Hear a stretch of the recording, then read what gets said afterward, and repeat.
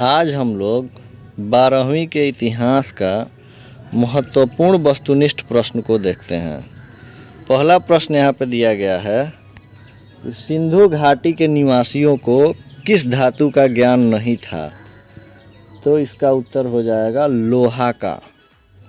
दूसरा प्रश्न दिया हुआ है हड़प्पा सभ्यता में विशाल स्नानागार के अवशेष कहाँ से प्राप्त हुए हैं, तो इसका उत्तर होगा मोहनजोदड़ो से। मोहनजोदड़ो जिसको मृतकों का टीला बोला जाता था, वहीं से सबसे बड़ा स्नानागार प्राप्त हुआ था। प्रश्न संख्या 3 है लोथल किस नदी के किनारे स्थित है, तो ये भोगवा नदी के किनारे स्थित है। सिंधु नदी के किनारे जो है वो मोहनजोदड़ो था, रावी नदी के किनारे वो हड़प्पा था और भोगवा नदी के किनारे लोथल था। नेक्स्ट है प्रश्न संख्या 4 कि हड़प्पा सभ्यता किस युग की सभ्यता है, तो ये कांस्य युग की सभ्यता है। कांस्य युग की सभ्यता इसलिए कही जाती है क्योंकि कांस्य की ही बनी बहुत सारी मूर्तियाँ और भी सारे बर्तन या सामान मिले हुए हैं, इसलिए इसको कांस्य युगीन सभ्यता बोला गया है।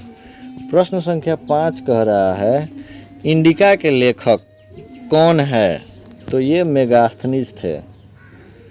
सेलुकस निकेटर जो है जब युद्ध में हार गया था तो अपनी बेटी हेलेना का शादी कर दिया था चंद्रगुप्त मौर्य से और मेगास्थनीज को राजदूत के रूप में भेज दिया था। नेक्स्ट है धम्म की शुरुआत किसने की थी, तो इसका उत्तर होगा अशोक ने। अशोक अपने जीवन काल में ही अपने लिए एक धर्म चलाया, अपने लिए क्या, अपने प्रजा के नैतिक उत्थान के लिए जो धर्म चलाया था उसी का नाम धम्म है, तो अशोक ने धम्म की शुरुआत की थी। नेक्स्ट है गुप्त काल में कौन चीनी यात्री भारत आया था, तो ये फाहियान था। बड़ा महत्वपूर्ण प्रश्न है, इसको बार बार पूछा जाता है। तो गुप्त काल में फाहियान और हर्षवर्धन के काल में ह्वेनसांग आया है। ह से हर्षवर्धन और ह से ह्वेनसांग, यहाँ कोडिंग कर लीजिएगा तो दूसरा समझ में आ जाएगा।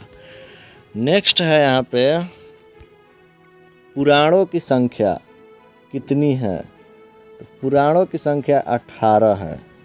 12वीं के इतिहास के विद्यार्थी लोगों को वेद याद करने चाहिए। वेद की संख्या 4 है, दर्शन 6 होते हैं, पुराणों की संख्या 18 होती है और उपनिषदों की संख्या 108 होती है।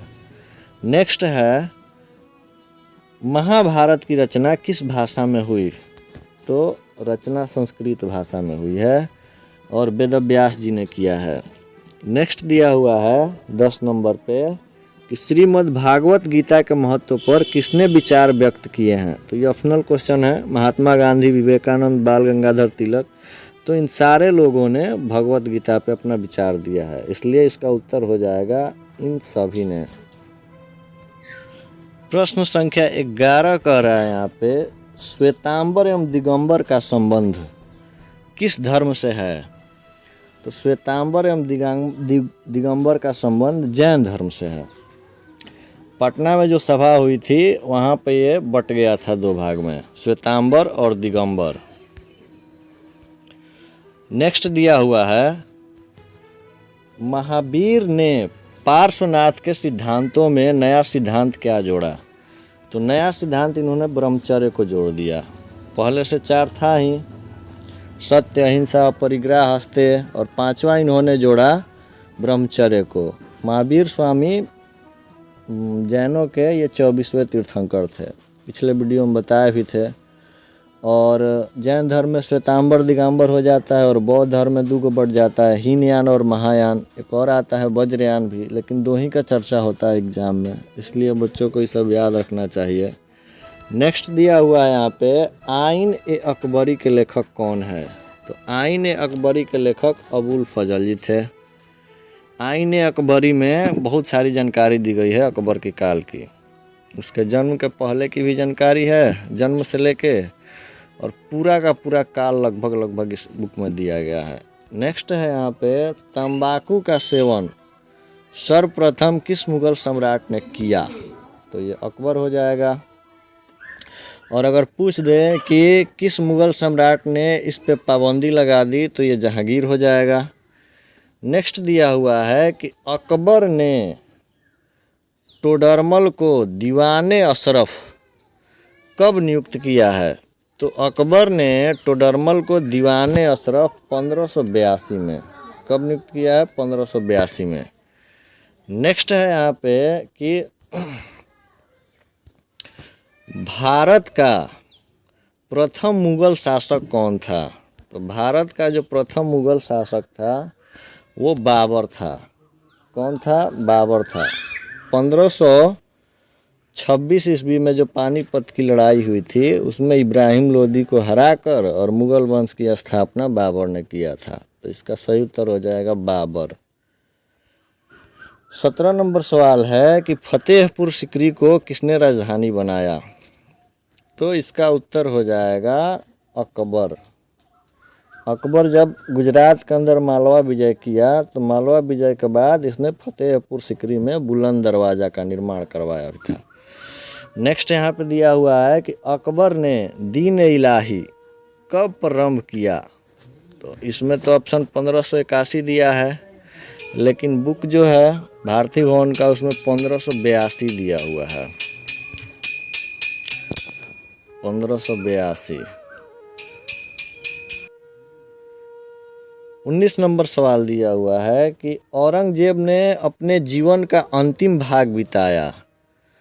तो औरंगजेब अपने जीवन का अंतिम भाग जो है वो दक्षिण भारत में बिताया था। इसका उत्तर हो जाएगा दक्षिण भारत। औरंगजेब जो काफ़ी क्रूर शासक माना गया है, काफ़ी संकीर्ण सोच का शासक माना गया, लेकिन इसका साम्राज्य सबसे बड़ा था मुग़ल वंश में। तो ये अंतिम टाइम में चला गया था दक्षिण भारत, और जब ये शासक बना था उस टाइम भी ये दक्षिण भारत का ही शासक था। नेक्स्ट 20 नंबर पे दिया हुआ है प्रश्न कि रूस में भारत विद्या का जनक किसे कहा जाता है। तो यहाँ पे उत्तर हो जाएगा G.A.C. लिबिदेव।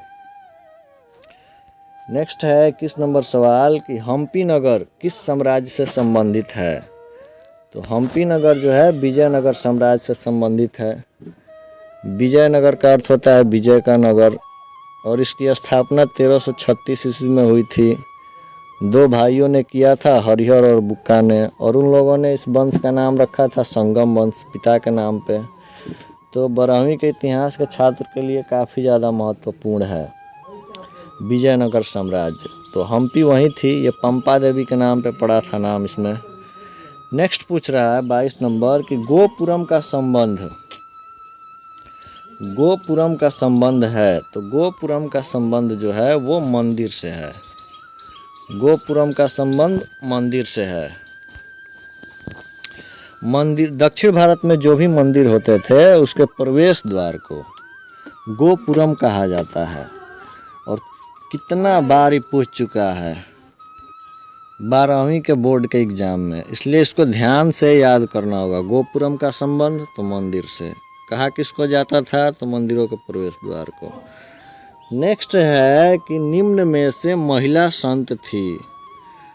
तो यहाँ पे ऑप्शन जो है मीरा, ये भी संत थी, कृष्ण भगवान की आराध्या। अंडाला ये भी संत थी, भगवान विष्णु की अलवार।